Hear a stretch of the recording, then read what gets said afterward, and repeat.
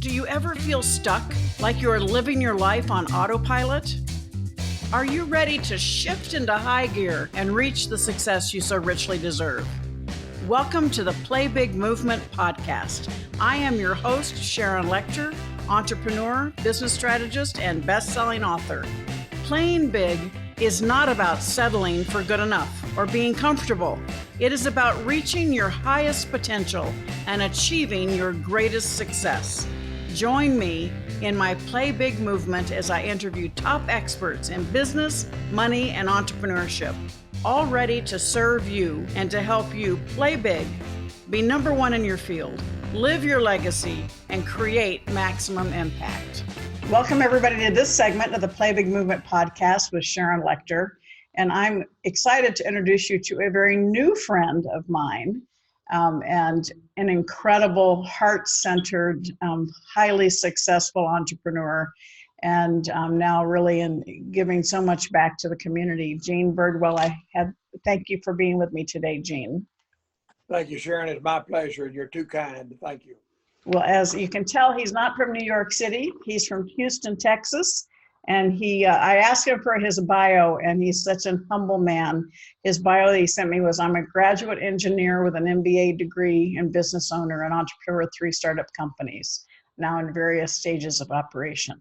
Founder of the PTSD Foundation of America, and that's really heart-centered, where our hearts connected, and Camp Hope.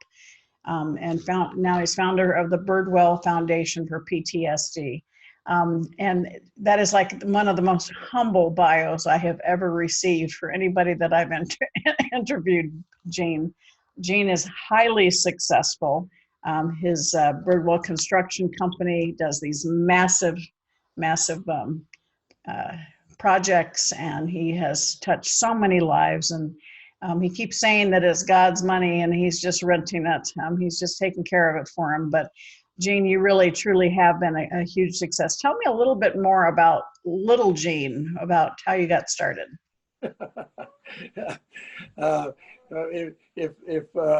If starting with nothing is little, that's where I started, Sharon. I turned 40 years old. I was working for somebody else, and I'd always, in my heart, wanted to have my own business. So I had a real soul-searching talk with myself and said, Gene, you're turning 40. You're either going to do it now or you're going to forget about it. And I said, I'm going to do it myself. So I just started out small. I started building homes, just anything to keep the wolves away from the door. And then I graduated to building smaller commercial projects, and then I graduated to doing small engineering projects, and then I started doing smaller industrial projects. And about that time, my oldest son graduated and joined the company, and we started doing larger and larger and larger industrial projects, and we turned away from the home building and the commercial completely, and concentrated on the industrial group, and we've been there ever since. We have a real good niche in our business, and we're still in it through a lot of hard times, good times and bad. Let me see. In '88, we started the second business. It was called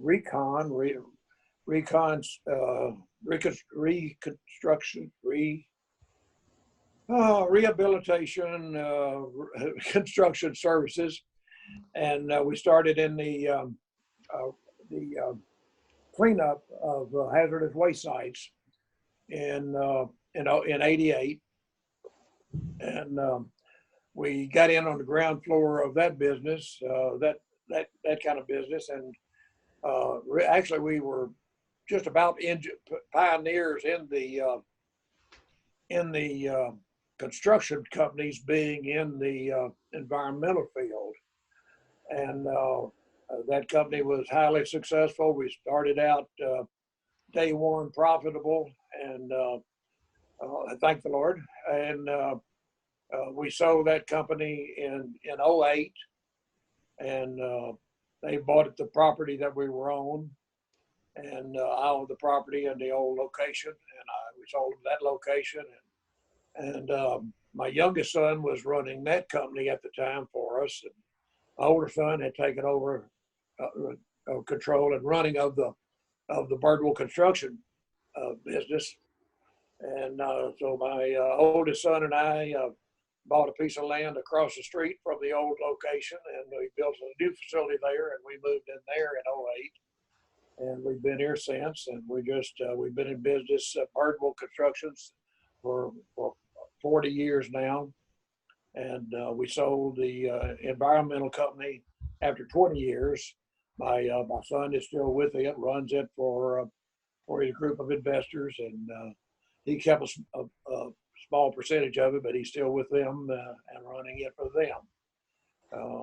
The three of us, I don't even know how really we're entrepreneurs at heart. We've got a lot of potential, and but we got a lot of things that don't make it. So we've been through some bad ones. Well, that's what I say. You know, you are a living embodiment of what I teach when I talk to entrepreneurs about the most successful businesses solve a problem or serve a need. And what you've just described is you've identified issues, either problems or needs within the industry that you've been able to capitalize on. And in fact, you also do those large scale, utility issues, running utilities and thing as well, right? No, ma'am, unless it's industrial. We'll do anything our customers ask. We don't hustle any commercial. But if they come and say, "Would you build us a building?" We say, "Yes." Where do you want it built? If they want us. So you and I got to know each other. It had nothing to do with construction, but it was a mutual friend of ours, Pat Bondurant, whose husband is the famous Bob Bondurant, introduced us because she knew about me losing my son, and she had met you, and that you are the founder of the PTSD Foundation of America, and now you're Birdwell Foundation.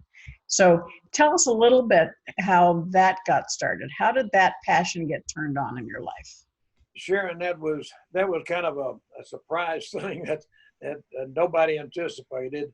A very good friend of mine, retired Major General Bob Dees, was working as the executive director of the military ministry for Campus Crusade for Christ. And Bob was in town visiting his family and his wife's family, and I asked him if he would like to come and share with the men's Bible study that we had, old men's Bible study at our church on Wednesday morning. So he said he would love to. So Bob came in, and he started out with about a 5-minute video called Bridges to Healing. Bridges to Healing is a very moving 5 minutes of truth about what PTSD really is, and really the horrors of it, and examples of that in the video. It's still online at YouTube. Anybody can call it up at any time and see it. Bridges to Healing. It was very moving, Sharon, and but it tore me up so bad. I had always heard about PTSD, but I didn't know what it really was, or how horrible it really was. But after that video and Bob's talk, and I'm not sure what Bob said after that, but I remember the video very well. It hit me so hard that I left that day feeling that, gee, somebody needs to do something about the problem. And I think that's important, because one of the reasons I wanted to point this out, Jane, is people watching and listening, they may have something that's really personal to them that they've experienced that they want to do something about. But sometimes you find something in the world that just needs to be changed, and you may not have, you didn't have a personal experience with PTSD. Now you have many of them, but you were just so moved by that movie and by the comments that you said somebody's got to do something about it, and if it's not, if not me, who? And you really, you put a stake in the ground and said we have to do something about it. So I just want to acknowledge you and recognize you, but I also want to challenge people watching and listening that one person can make a difference. And certainly, Jean, you're not going to agree to the statement. Because I'm going to say you've made a difference because you always acknowledge all of your team, but you created the environment for people to come together. And I just love it. I had the opportunity to spend the weekend with them at our ranch, with a young man himself who has suffered it and is now running the initiative in Georgia and is incredibly heart-centered. And he was sharing with me that many of the counselors at your Camp Hope and in the programs that you create, these are young men and women who have suffered from PTSD, who have come through the other side and are now helping these veterans and others who suffer from. So tell us a little bit about, because you started the PTSD Foundation of America, and now you've kind of released that and you're starting your own new initiative. So tell us a little bit about where you are today in this incredible effort to help young men and women that suffer from PTSD. Thank you, Sharon. I take joy in telling what we're doing. We're doing the Lord's work. We feel like Camp Hope was established to take and house the very worst sufferers of PTSD, the ones that need it 24/7. And it is being very successful, and my prayer is that it continues to be successful, though I'm not at the helm of it anymore. But that group is probably only 3, 4, 5% of the PTSD sufferers, and thank goodness that that's the case, because if they all were that bad a shape, our suicide rate would be a whole lot higher than the 22 a day that the VA reports are taking their own life, suffering from PTSD. But anyway, we with the new foundation, we are trying to reach that other 95% of PTSD sufferers, and the PTSD Foundation of America is concentrating on combat veterans. I want to concentrate on all PTSD sufferers, which includes the combat veterans. There's other traumas in the military that cause PTSD. We want to treat them also. And Sharon, I'm satisfied that your son's PTSD was very definitely military related because of the other traumas that are involved in being in the military. And it's just not combat that causes it. But we're also looking to treat them. We're looking to treat women. We're looking to help first responders, firemen, police officers, EMS. They have PTSD also. And that's our goal, is to reach them also. Their suicide rate is too high. We don't have figures to tell us what it is, but one is too high. So we know it's too high, and they need help also. So this is our goal, is to reach that group, and as well as the combat veterans and the other military veterans and the ladies. So you're looking at recreating several different layers of treatment, I believe. You've got local groups that get together for regular meetings, so it's a group type counseling. You've got one-on-one counseling on the telephone or in person, and then you're also looking at creating another residential type facility, right? Tell me about we're looking at that. Our priority, of course, right now is reaching as many as we can, as quick as we can. Meanwhile, we're trying to get funding and start building a resident facility. They need one they want one badly in Georgia. They want one badly in Phoenix. So we'd like to be able to do that too. But first, we're gonna expand out. And I was thrilled to death when you told me about your podcast experience and how you can reach so many people with so quickly and so easily that we are now going to start a podcast operation to reach out and get even more where we can't go into the cities to help them. We can help them tremendously with a podcast a week or 2 times a week or 3 times a week. We could counsel with them, and let me back up. We do not counsel with military personnel. Counseling is a weak word at the military, so we mentor them. Mm-hmm. By mentoring them, I mean we work with them, but we have a manual we go through with them. We spend a lot of time just talking with them one-on-one, but most of our time is spent in the manual. And we've got a manual for warriors. We got a manual for families. Families also suffer from PTSD, Sharon, and so we work with them. And we hope to expand eventually to have our own books that help for the children of the families. We don't have a children's group for PTSD, a children's manual for PTSD yet, but we hope to soon. So Gene, tell us how people can find you if they want more information, because I know not only are you looking to expand into other areas around the country, but you're also looking for funding. So how can people find you to find out more about the foundation? We can be found online at the Birdwell Foundation, www.birdwellfoundation.com. And we have an 800 number that is always manned, and is manned by a combat vet. If somebody calls in, a veteran calls in needing help, he don't want to talk to an operator and get a phone call, a number to call the next day. We talk with him when he calls. So if they call our hotline, it'll be answered immediately by a combat veteran. And that 800 number is 830 822 2563. That's 830 822 2563. And we'll put that number in the show notes for everybody if they want to go back and refer to it to make sure, as well as your website. Yeah, make sure people have that access. And our website has everything so they can reach us, and we can take donations online.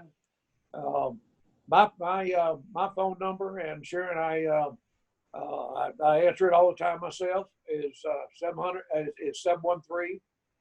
700-875-9101, and I take calls all the time. I'm not a combat vet, but I have the empathy for it, and I can get them to the people that need their help. I'll put them. Well, you may not be a combat vet yourself, but you are certainly a champion for all combat vets and their families, because you're so heart-centered, and I just can't tell you how much it's touched my heart to meet you and see the number of lives that you're impacting, because these young men and women, they just aren't themselves when they have that suffering, and if it can get blasted out, they're just such an incredible human beings who put their lives on the line in the service of the country. And, each of us as citizens need to step up and support them when they come home and make sure they get through this. And so, which is why I immediately said, I got to have you on the podcast, not just because I feel that my son suffered from PTSD, but I see how many lives are impacted by it, and the young men that I'm meeting, and we should be thanking them for their service and making sure they have every chance to become successful and live full lives. And certainly, as you said, their families, the young men and women who leave to go to combat aren't always the same when almost all of them are different when they come back, and the family needs support and adjusting to that re-entry phase as well. And so I'm just so honored. And what I'm going to do, Gene, I'm going to ask you to hang out with me for a second, because I have a private Facebook group that I want to do like a little quick second video. So for all of you watching and listening, if you want to hear a little bit more about Gene, please Facebook group is called Play Big Movement with Sharon Lechter, and we're going to go a little deeper. But thank you all for being here. And Jane, thank you so much for being with me today. And I really look forward to getting to know you better and seeing and applauding the work that you're doing. So thanks for being with us today. And thank you everyone for watching this segment of the Play Big Movement with Sharon Lechter podcast. And see you on the other side. Thank you for listening to this segment of the Play Big Movement podcast. Please subscribe to iTunes and leave us a review, as well as join us in other areas of social media, Twitter, Instagram, and LinkedIn at Sharon Lechter, and for Facebook, author Sharon Lechter. Thank you so much and have a fabulous day.